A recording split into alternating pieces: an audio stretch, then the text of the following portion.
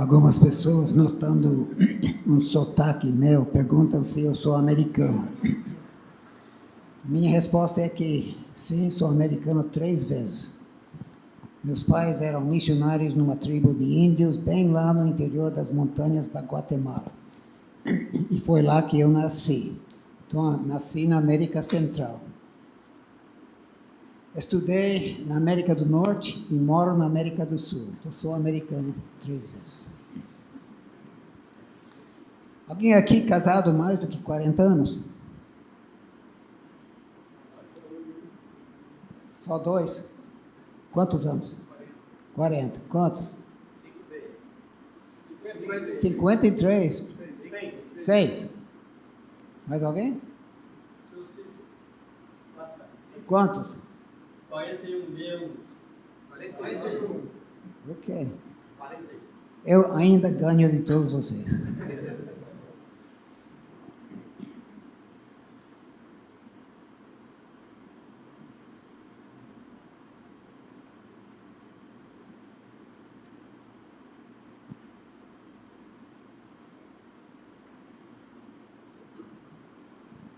Hoje queremos pensar em nosso casamento como uma casa. Uma casa de amor. Estamos aí olhando para a planta dessa casa. Tenho que me acostumar a usar uma coisa diferente aqui. Aí. O desenho do arquiteto. Deus que é o arquiteto dessa casa. E ele, ajuntando todo o material para a construção,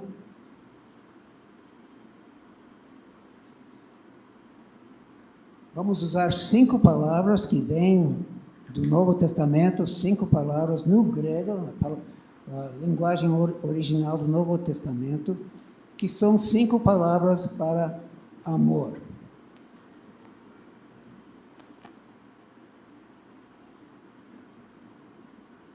Está indo muito rápido aqui.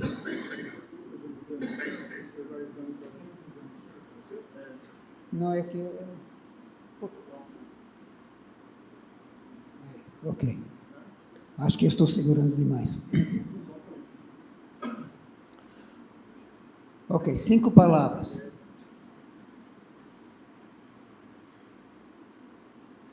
A primeira palavra, epitomia. Está falando do tipo de amor que chamamos de desejo sexual. A Bíblia fala disso. Eu vou ler 2 versículos de Provérbios, capítulo 5. Vocês não precisam abrir, eu vou ler para vocês. Seja bendito o teu manancial, e alegra-te com a mulher da tua mocidade. Corça de amores e gazela graciosa. Sacia-te os seus seios em todo o tempo, e embriaga-te sempre com as suas carícias. A Bíblia nos manda ficar embriagados.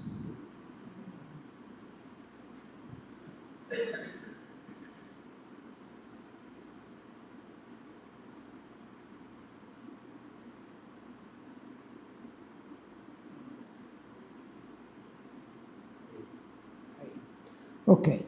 Aí estamos falando de prazer. Eu estou escolhendo uma parte da casa para cada uma dessas palavras. Vocês estão olhando para dentro da janela. Lá tem uma mesa, em cima da mesa, uma tigela com frutas e outras coisas. Estou pensando numa sobremesa. Prazer. Um tipo de amor.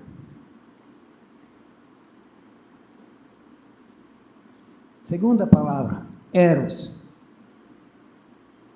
Essa é uma palavra no grego. Que estamos aqui falando de afeição romântica. Lá em Deuteronômio, capítulo 24, versículo 5, diz que o recém-casado deverá ficar 1 ano sem ser chamado para entrar no exército. deve ter 1 ano para ficar em casa e fazer a sua esposa alegre. Então, o que estamos pensando aqui é alegria. E para ser o símbolo disso, eu estou imaginando uma casa com as luzes acesas lá dentro. Ao começar a anoitecer, fim da tarde, você está olhando numa rua, tudo cinzento, tudo escuro, mas lá na frente você nota uma casa onde todas as luzes estão acesas. Parece uma casa alegre. Essa é a ideia que eu quero ter em mente aqui. Afeição romântica.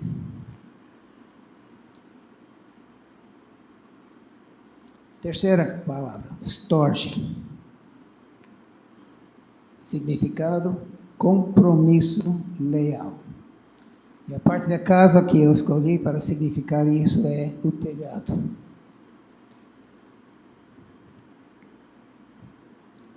Vocês lembram lá em Eclesiastes, alguns versículos que falam que é melhor 2 do que 1. Um cai, outro pode levantar. Essa é a ideia aqui. Um compromisso que um tem para com o outro. Esse tipo de amor. E escolhi o telhado porque estamos falando de segurança. O telhado nos protege do vento, do frio, do calor, poeira, tudo que pode nos atacar de fora. Um bom telhado está nos protegendo. O marido deveria ser bom telhado para a esposa para o marido. Segurança. Mais uma palavra, eros, philos. Philos. E aqui eu tenho em mente amizade íntima. Comunicação. Escolhi as paredes para representar esse tipo de amor. Lá em João, capítulo 15, Jesus falando com os discípulos, diz, eu não chamo vocês de servos, porque o Senhor, o Mestre, não compartilha com os servos tudo que está na sua mente. Eu chamo vocês de amigos, porque amigos compartilham uns com os outros.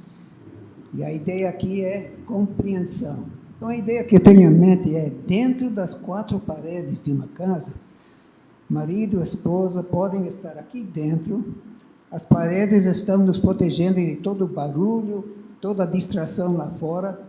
Aqui dentro nós dois podemos conversar, compreender um ao outro.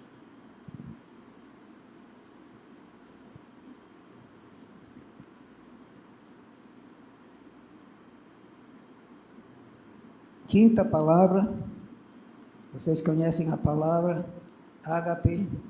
Quando eu estudei no seminário, estávamos estudando grego, eu não sei, eles colocavam um acento em outro lugar, agape, e isso tornou-se hábito comigo. De qualquer forma, esse amor aqui, a ideia é serviço sacrificial.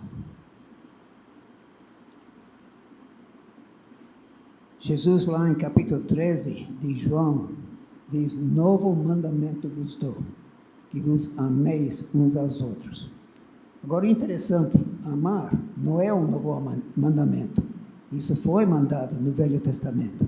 Mas aí Jesus acrescentou, que vos ameis uns aos outros como eu os amei. Jesus se deu por nós, se sacrificou por nós, morreu por nós. E Ele está nos mandando amar um ao outro com o mesmo amor que Ele teve. Marido deve se dar por ela deve se dar por ele. E a ideia aqui é um serviço sacrificial.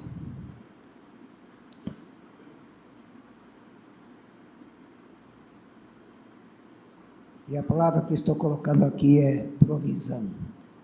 E a ideia que eu gostaria de desenvolver é que este amor é representado pelo alicerce da casa. Todos os outros amores estão baseados, construídos em cima do alicerce. Sem esse alicerce, o resto pode cair.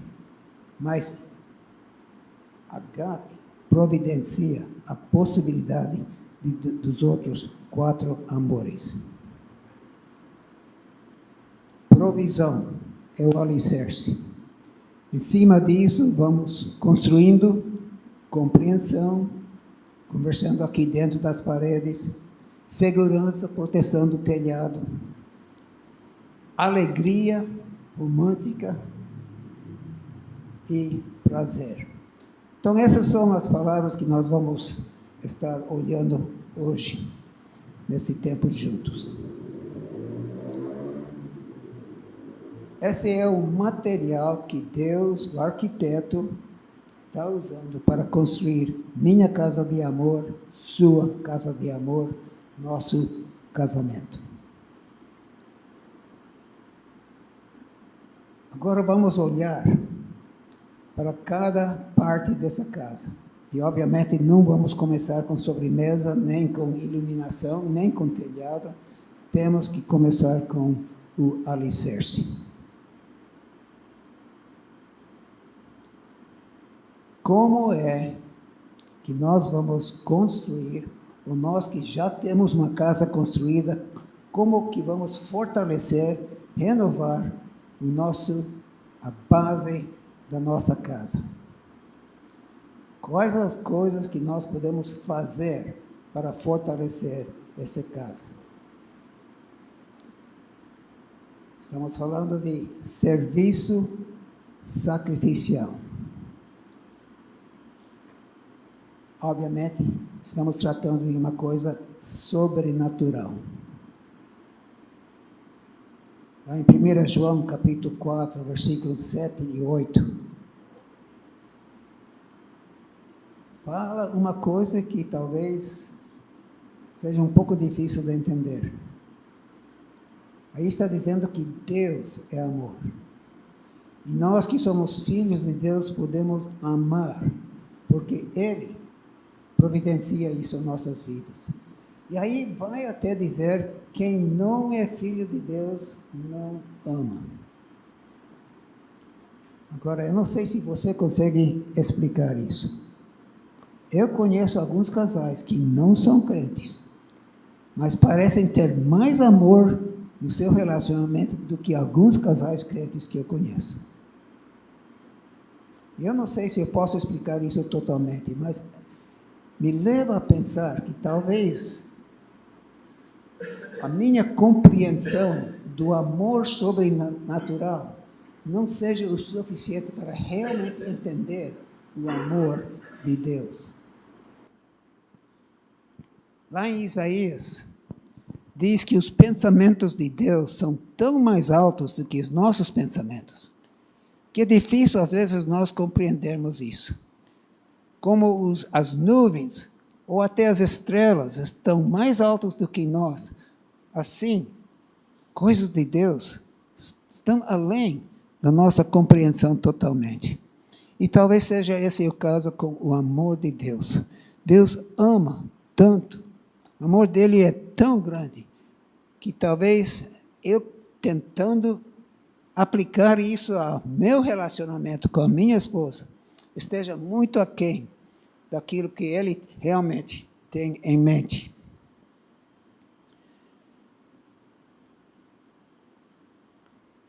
Vocês conhecem a frase lá em Efésios 5, o que manda nós sermos controlados pelo Espírito de Deus. Eu gosto da maneira que a NVI coloca, deixem-se encher do Espírito de Deus. E vocês conhecem aquela lista em Gálatas capítulo 5, o fruto do Espírito. E a primeira palavra nessa lista é agape. O fruto do Espírito é amor, alegria e outras coisas. Mas, no início da lista, este tipo de amor, fruto do Espírito.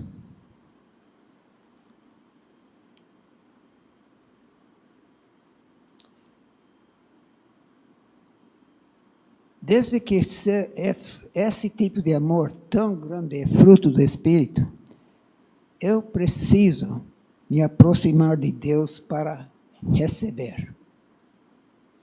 Receber a vida que é vida sobrenatural, vida divina. Aqui estou tentando visualizar. Esse círculo lá em cima representa Deus. Lá no lado esquerdo é o ser humano, 3 partes. Nem todo mundo concorda que somos 3 partes, alguns pensam 2, eu não sei quem está certo, mas eu estou colocando 3 para me ajudar a visualizar isso. Alma, esse eu que está aqui dentro. Corpo, a maneira que eu tenho comunicação com o mundo físico ao meu redor. Espírito, a maneira de poder ter contato com Deus. Aí Deus disse para o primeiro casal, se vocês pecarem, vão morrer. Adão e Eva pecaram. Morreram. O que morreu? É como se caísse de cima lá para baixo. Corpo continua vivo, alma continua vivo, o que morreu foi o relacionamento com Deus, espiritualmente mortos. E essa bola preta representa Satanás. E a pessoa morta está justamente onde Satanás quer mantê-lo. Mas, pela graça mediante a fé, é possível nós voltarmos para termos relacionamento com Deus. E o meu espírito poder manter contato com Ele. Claro que Satanás vai fazer tudo o que ele pode para cortar esse relacionamento.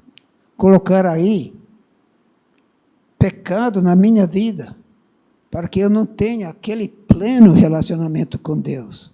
O pecado está me afastando. E Satanás quer isso. Aí, quando estamos pensando em casamento, por isso eu tenho 2 séries aí. Satanás vai fazer tudo para colocar pecado na minha vida. Cortar esse relacionamento com Deus.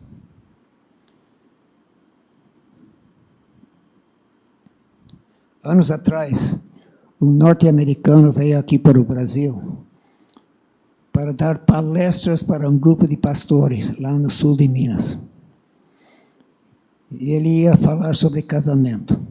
Eu me lembro, eu estava sentado aí no 2º, 3º banco, e ele estava aqui no palco falando, e na primeira mensagem dele, ele começou desta maneira.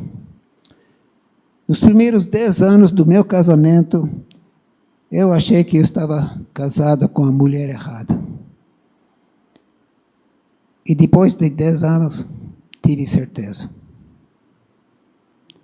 E eu sentado aí pensando, e ele vai falar para nós sobre casamento? Aí ele falou sobre o seu testemunho. Ele diz que antes de casar-se, ele havia tido algum tipo de relacionamento com 3 moças solteiras. E nunca havia acertado isso. Nunca havia pedido perdão para elas, nem para Deus. E 10 anos do seu casamento não foram os mais felizes. Até que finalmente ele resolveu, eu vou acertar. Teve que usar telefone, teve que viajar, teve que fazer algumas coisas difíceis. Mas finalmente acertou com todas as 3. Pedindo perdão, e pedindo perdão para Deus. E ele diz, naquela altura, o meu casamento começou a ser algo que deveria ser. E ele agora tinha um casamento alegre, feliz. Pecado. Satanás vai querer meter em nossos relacionamentos algum tipo de pecado para nos mantermos, de certa forma, distanciados do nosso Deus. E não ter aquilo que Deus quer em nossos casamentos. Vocês estão notando aquela flecha que vai de baixo para cima. Imagina um filho seu, adolescente, jovem, está começando a ter interesse em meninas. Não dando valor para o lado de Deus, o lado espiritual, começa de baixo para cima. C, o corpo. Amor físico, atração física. Começa aí. E talvez vá até o ponto de duas almas estarem conhecendo uma ou outra mais, mas dificilmente vão chegar ao terceiro lugar, de contato espiritual.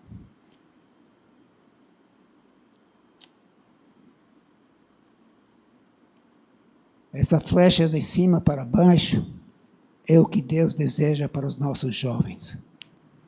Lá no seminário em Atibaia, onde nós trabalhamos, tem jovens que começam o relacionamento de namoro e vai progredindo. E alguns acabam casando. Mas é interessante acompanhá-los e ver que começam um interesse um no outro, começam a orar juntos, a sondar a vontade de Deus para eles. Direcionados por Deus, começam a ligar alma com alma e finalmente se casam. Aí tem o contato físico. Vai na direção certa.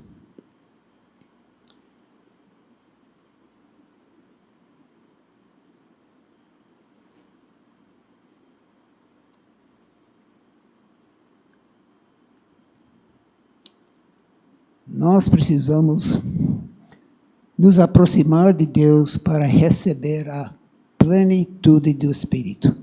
Que se Deus vai produzir em nosso relacionamento como casais tudo que Ele deseja nesse amor que vem de Deus.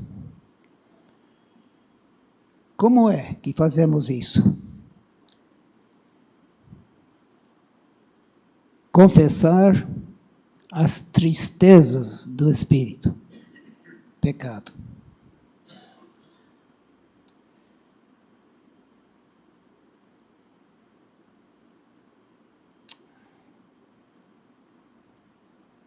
Por que estou fazendo aqui?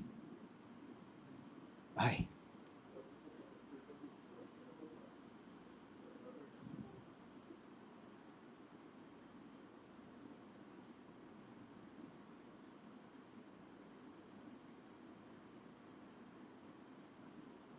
Agora estou onde eu queria estar.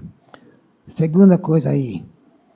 Conhecer as alegrias do Espírito, que é a palavra. Confessar o pecado que entristece o Espírito. Agora, estar estudando a palavra de Deus. Tendo nosso tempo a sós, ou a dois, com Deus. Para saber o que Deus está dizendo para nós. Aquilo que alegra o Espírito de Deus.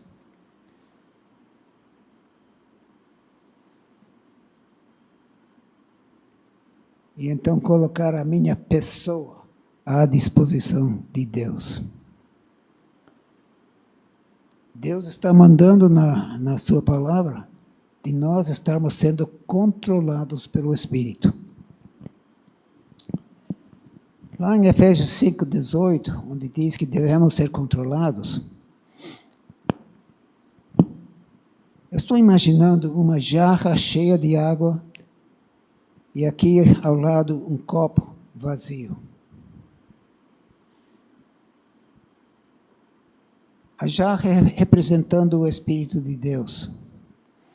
Paulo está dizendo para nós em Efésios, não está falando para a jarra, enche o copo. Está falando para o copo fique cheio. E a pergunta que vem para mim é, como? A água está aqui, mas ele está mandando para mim eu ficar cheio do Espírito de Deus. Como? E dois pensamentos vêm para a minha mente. Esse copo, se tiver sujeira aqui dentro e colocar água, não vai estar cheio de água, vai estar cheio de água e sujeira. Eu preciso tirar a sujeira da minha vida, confessar pecado, para que então o Espírito de Deus pode encher completamente. Dois versículos que voltam para a minha mente vez após vez. Porque todos nós somos pecadores. E o que temos que fazer é pedir perdão. Salmo 139, os últimos dois versículos. Sonda-me, ó Deus. Conhece o meu coração. prova-me, conhece os meus pensamentos, vê se há em mim algum caminho mau, pecado, e guia-me pelo caminho eterno. Deus, estou confessando a sujeira que está nesse copo, e Ele promete tirar isso. Outra coisa que eu posso fazer é me aproximar da jarra, ficar mais perto, me colocar à disposição do Espírito Santo tomar controle na minha vida.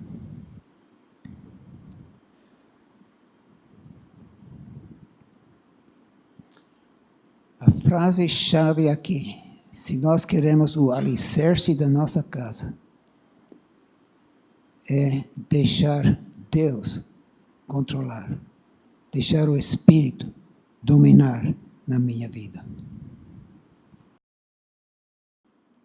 Eu preciso me aproximar do meu cônjuge para poder dar. Me aproximei dele para receber, para então poder dar. Amor, ágape. Vamos para a segunda palavra, philos, as paredes da casa. Estou chamando isso de amizade íntima, porque estamos dentro de 4 paredes, onde nós podemos nos abrir um com o outro, conversar abertamente, chegar ao ponto que cada um compreende o outro. Compreensão.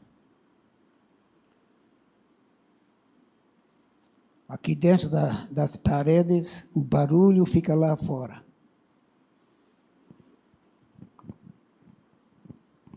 Abrir o meu coração, a minha mente, para compartilhar com ela e ela compartilhar comigo.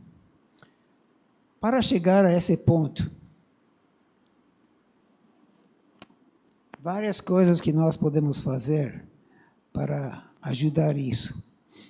Um é respeitar as diferenças. Será que existe entre vocês, você e sua esposa, um de vocês é pessoa da noite e a outra pessoa da manhã? Isso existe? Alguns de vocês sim. Um de vocês é tímido e a outra é a vida da festa. Esse é meu caso. Eu que sou tímido, ela que não para de falar. Um de vocês é pontual e outro é atrasado. Um é organizado e outro é relaxado. Um gosta das montanhas, outros da praia. Um gasta e outro pechincha. Interessante como Deus atrai os opostos. Precisamos de respeitar isso. Realizar atividades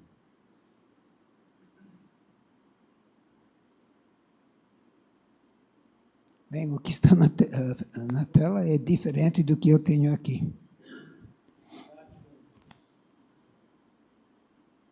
Ok?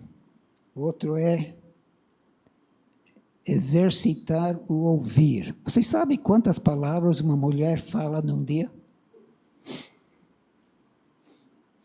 Alguém me disse, não sei quem teve a paciência para contar, mas alguém me disse que era 35.000. Vocês sabem quantas palavras um homem fala num dia? Essa pessoa me disse que é o mesmo número. A diferença é que a mulher está usando as suas 35.000 palavras durante o dia todo, com as crianças, com outras pessoas. O marido está lá trabalhando. E só quando volta em casa, lá está gastando todas as 35.000 lá no trabalho. Quando chega em casa, não quer falar mais nada. Pode criar algumas dificuldades aí. Conquistar os obstáculos. Tem muita coisa que poderia ser dito aqui, mas eu tenho que correr um pouco. Compartilhar o desconhecido. Agora, a última coisa que eu vou colocar aqui na lista eu quero destacar: ler e orar juntos. Eu não sei como é que conseguiram esses números, mas eu já li em alguns lugares que os casais que leiam, estou supondo, lendo a palavra de Deus, lendo e orando juntos, pouquíssimos acabam se separando. E aqui algumas estatísticas. Dizem que aqueles casais que viveram juntos antes de se casar, 80% separam. Aqueles casais que se casaram apenas no casamento civil, 60% acabam se separando. Dos casais que se casaram em igrejas, 40% acabam se separando. Mas aqueles que leem a palavra e oram juntos, apenas um casal em 1050 acabam se separando. Se você e a sua esposa não estão lendo a palavra e orando 10 minutos por dia, juntos, 15 minutos, eu desafio vocês a tomar essa decisão de fazer. Eu me lembro uma vez, eu entrei em casa e a minha esposa estava chorando. E eu, tentando ser um bom marido, fui e dei um abraço. Meu bem, o que foi? E ela começou a falar, e quanto mais ela falava, tanto mais eu tinha que descobrir que eu era o réu. Eu havia falhado de comunicar alguma coisa para ela. E quando a coisa cresceu e explodiu, deixou ela em lágrimas. E isso aconteceu mais do que uma vez. E eu tive que parar e falar: oh Deus, o que eu faço? Como que eu vou comunicar melhor com a minha esposa para não deixar isso acontecer? E fizemos essa decisão. Vamos separar uns 10, 15 minutos cada dia para nós fazermos uma pequena leitura e orarmos juntos. Eu vou dizer para vocês, a melhor coisa que temos feito. E eu desafio vocês a fazerem isso. Nosso hábito talvez seja diferente para outras famílias, mas nosso hábito é de manhã, a primeira coisa que fazemos, cada um de nós temos o nosso tempo individual com Deus. Aí nós descemos para esse lago lá perto da Palavra da Vida, e tem ao redor um lugar onde nós vamos andando e correndo um pouquinho, mantendo exercício. Aí subimos para casa, tomamos o café, logo depois do café. Lemos um trecho pequeno, poucos minutos. Aí oramos, intercedendo pela família, orando por amigos, por situações que reconhecemos ao redor do mundo. A melhor coisa que nós temos feito. Às vezes eu estou sentado no sofá e a minha esposa está aqui ao meu lado.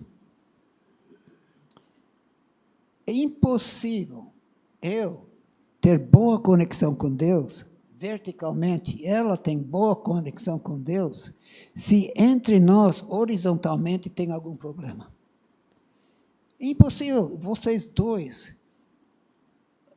sinceramente, estar orando para Deus, se entre nós tem um problema. Isso nos leva a ter que confessar. Qualquer dificuldade que eu estou tendo, eu tenho que acertar isso com a minha esposa, verificar que o horizontal está certo, para que então o vertical possa ser levado avante. Separar tempo para vocês dois, ler um pouquinho, orar juntos, todos os dias. Quem sabe, pode talvez salvar de muita coisa negativa. A frase-chave aqui é compartilhar a sua vida.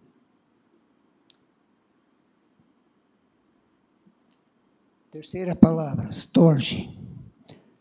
compromisso leal. Este é o telhado, segurança, nos protegendo daquilo que vem lá de fora. Outra maneira de falar isso é vestir a camisa um do outro. Ou, em outras palavras, assumir a responsabilidade de um sócio. A Bíblia chama nosso casamento de uma aliança. O desafio aqui é de renovar os votos. Não sei se você lembra dos votos que você fez lá no seu casamento. Seria interessante tentar voltar para lá, ver se consegue lembrar o que foi e ver se estamos cumprindo. Tinha um senhor, ele e a sua esposa eram missionários lá na África durante, se não me engano, 25 anos. E voltaram para a América do Norte e lá fizeram ele reitor de uma universidade evangélica. A esposa era uma esposa ativa nas coisas de Deus. Até teve um programa de rádio e estudos bíblicos com outras senhoras. Mas aos poucos ela começou a demonstrar um pouco de mal de Alzheimer. Até o ponto que ela tinha que deixar o programa de estudo com outras mulheres de lado. Ela havia tido um programa de rádio, também tinha que deixar. E essa doença foi progredindo. E ele estava no seu gabinete, lá na universidade, e a casa onde eles moravam não era muito longe. E com essa doença, ela às vezes saía de casa, esquecia de colocar os sapatos, andava de lá até o gabinete dele, voltava. Esqueceu que já havia ido uma vez e foi outra vez para visitar. E repetindo isso várias vezes, indo descalço até os pés sangrando.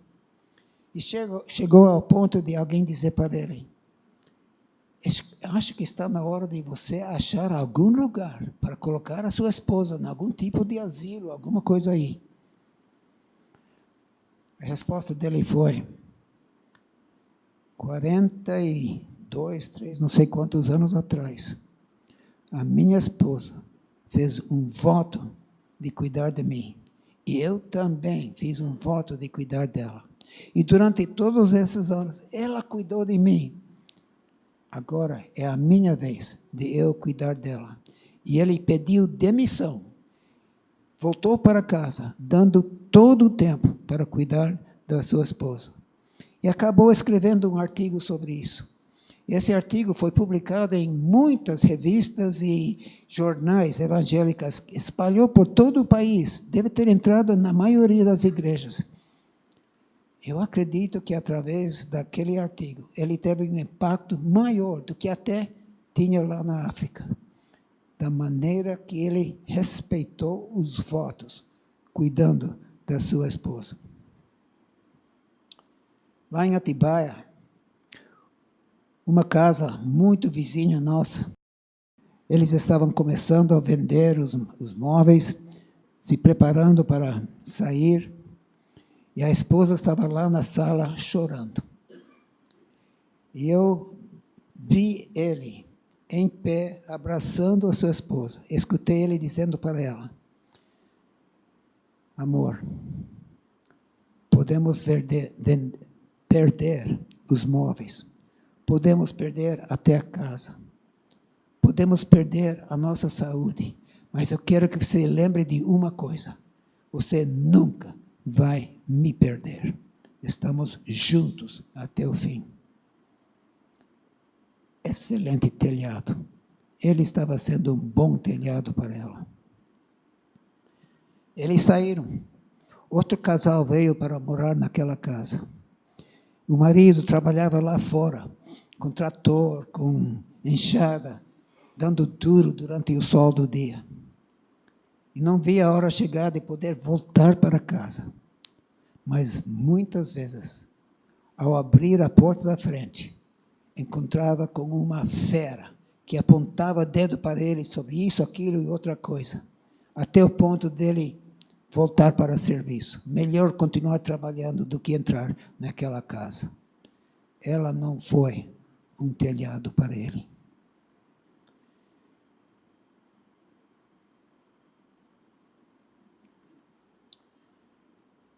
perdoar as falhas do passado. Nunca vou esquecer. Um senhor vizinho nosso veio para mim um dia. Ele já estava casado 25 anos. Ele era missionário.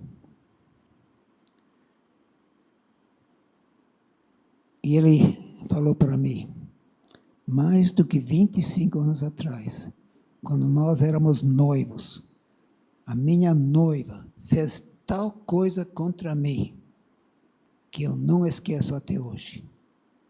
25 anos de casado e ainda não havia perdoado a sua esposa. Como que pode ter um bom telhado numa casa dessa? Conheço outro casal, nós estávamos num retiro de casais no interior, com várias sessões durante o dia, mas à tarde saímos, eu saí para andar um pouco dentro de um laranjal aí, e de repente encontrei com um médico e a sua esposa, que estavam andando juntos dentro do laranjal. Paramos para conversar, e ela disse para mim, Davi, por muitos anos, eu tinha uma grande resistência contra o meu marido. O marido dela era médico. Fazia o parto de muitas mulheres. E ela falou, ele estava tão ocupado com as mulheres de outros homens, que nem tinha tempo para cuidar do parto no meu caso. E ela manteve uma resistência contra ele por muitos anos sobre isso. Até que um dia, ela conseguiu dobrar os joelhos, pedir perdão, colocar isso perante Deus e pedir perdão para ele.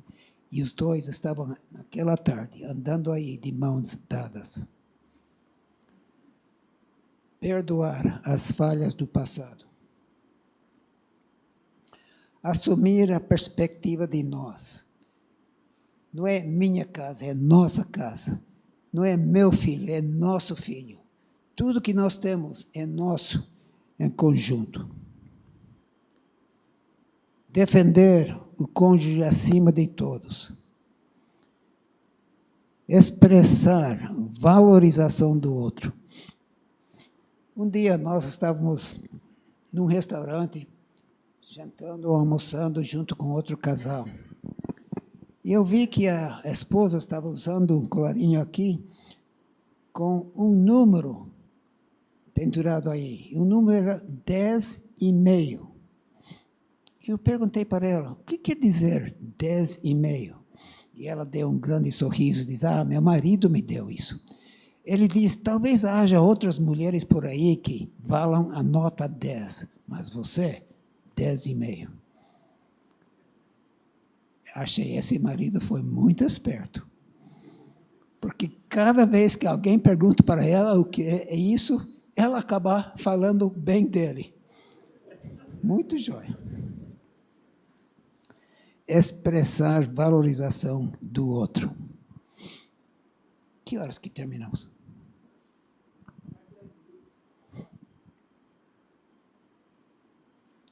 Eros, afeição romântica, alegria. E a frase-chave aqui é criar as condições. A área emocional, você não pode construir uma emoção, mas você pode, sim, criar as condições. Como fazer isso? Valorizar a perspectiva do outro. Priorizar romantismo. Isso é especialmente um desafio para nós, homens. As nossas esposas normalmente são naturalmente mais românticas.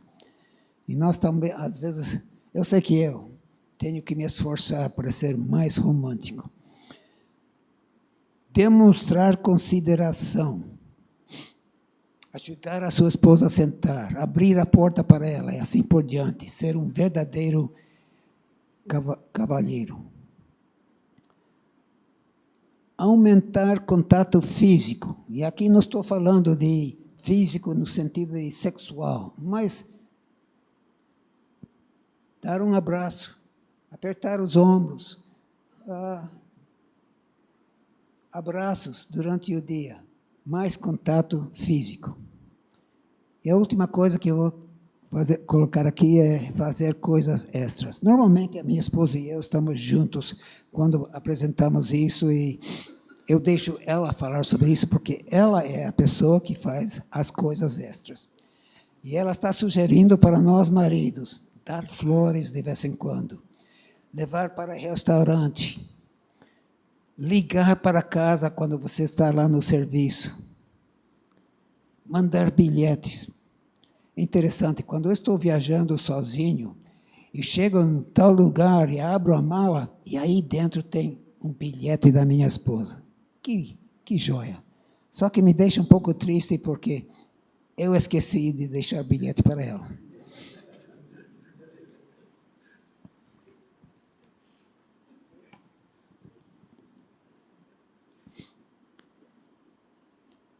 Ok, chegamos à sobremesa.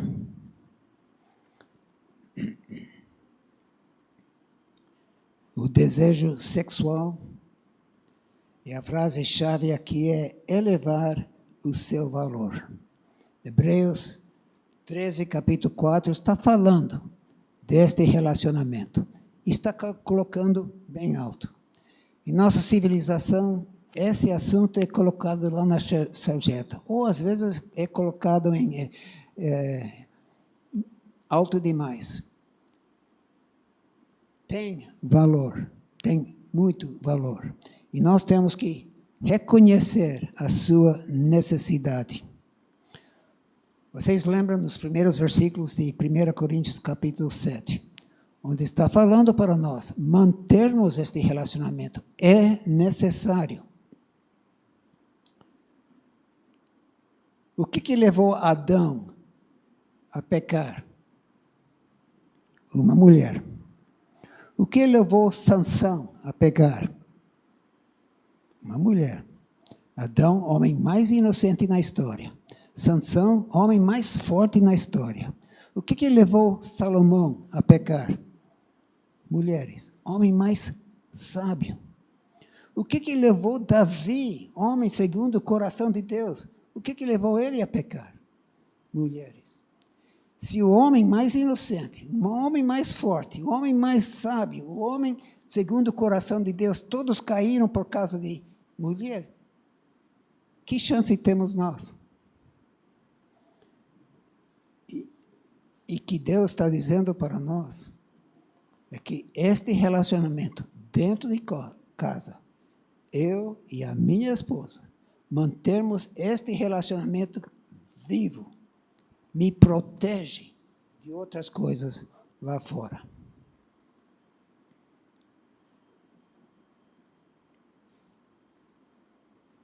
Valorizar a perspectiva do outro. Alguém aqui lembra do nome Francisco Ojeda? Ok. Ele falava muito sobre relacionamento no casamento. E ele falava da distinção entre homem e mulher de uma maneira muito interessante. Ele diz, o homem é fogão a gás. Você acende, está aceso, rapidamente. Desliga, apaga rapidamente. Mulher não. Mulher é fogão a lenha. Você tem que soprar, tem que dar tempo para finalmente ter o calor que deveria ter. E também leva tempo para apagar. Aí ele diz, feijão com fogão a lenha é muito mais saboroso. Vocês entendem a diferença entre homem e mulher? Homem é rápido, mulher não. E nós, maridos, temos que ter cuidado, valorizar a nossa esposa e reconhecer isso.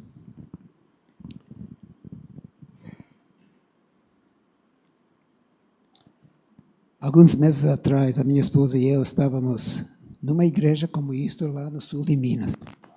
E estávamos tratando deste assunto. E estávamos separados. Ela estava com as mulheres e eu estava com os homens. E quando chegamos ao assunto do relacionamento sexual, parecia que todos os homens estavam satisfeitos, tudo estava indo bem. Depois, quando ela e eu estávamos voltando para casa no carro, ela falou para mim como que foi com as esposas desses homens. Totalmente diferente. Essas esposas achavam que os seus maridos estavam sendo brutos. Estavam tendo apenas interesse em si, na sua própria satisfação, não delas. Era um clima totalmente diferente. E eu pensei, puxa, se eu soubesse disso, eu teria falado diferente com os maridos. Nós, homens, precisamos ter cuidado com as nossas esposas, reconhecermos a diferença e fazer tudo para elas terem prazer também. E não só satisfazer egoisticamente o meu prazer. Contornar o cansaço. Alguns de vocês trabalham longas horas. Chegam em casa exaustos. Como é que vamos manter este relacionamento físico bem vivo se estamos andando cansados? E talvez vocês tenham que fazer algum planejamento, talvez concentrar em fim de semana, ou alguma maneira, mas dar valor para este relacionamento. Estimular a comunicação.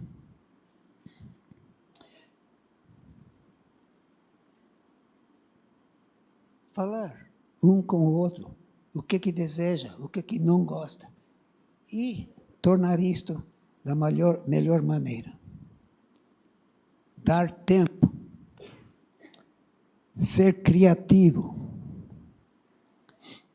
Num livro que eu li, o marido lá no serviço telefonava para casa pedindo que o fogão a lenha se preparava, porque o fogão a gás estaria chegando logo. Só que aconteceu que uma vez ele ligou para o número errado.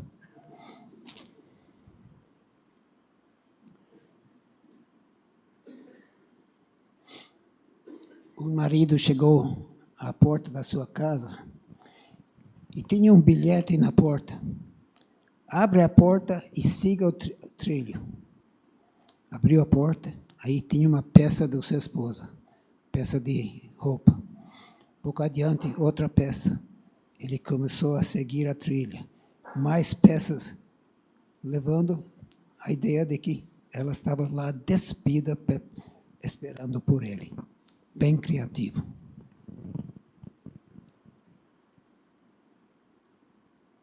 Orar. 3 vezes por dia, na mesa, refeição, damos graças a Deus. Por que não orar e dar graças a Deus por este relacionamento físico? Agradecer. Nós estávamos no sul de Minas, com um grupo lá, e íamos voltar 3 fins de semana em seguida. E num fim de semana, eu e a minha esposa estávamos juntos, uma das mulheres se aproximou da minha esposa, queria conversar com ela. E ela abriu a sua vida dizendo para a minha esposa, eu não consigo ter orgasmo. Não consigo chegar ao clímax do nosso relacionamento físico. E a minha esposa simples falou para ela, leva isto para Deus em oração. No próximo fim de semana, quando voltamos para lá, ela procurou a minha esposa outra vez, e Deus respondeu. Por que não orar sobre isto?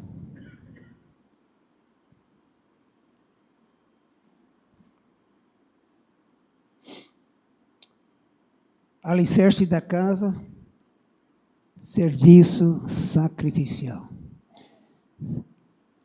Agape. Amor que vem de Deus. Se o nosso casamento tem esse alicerce, podemos construir em cima disso todo o resto da casa. Dentro das 4 paredes, compreendendo um ao outro. Abaixo do telhado, seguros no cuidado que esse telhado tem para nós. As luzes da casa acesas, muita alegria. E um prazeroso sobremesa em cima da mesa. 5 palavras que podem fazer que o nosso casamento seja cada vez melhor. Cada vez trazendo honra para Deus. E cada vez mais trazendo alegria para nós. Alguns de vocês talvez estejam começando a construir a sua casa. Outros já estão nessa casa por muitos anos. Mas todos nós, de vez em quando, precisamos renovar alguma parte da casa. E Deus pode nos ajudar a fazer isso. E com isso eu termino.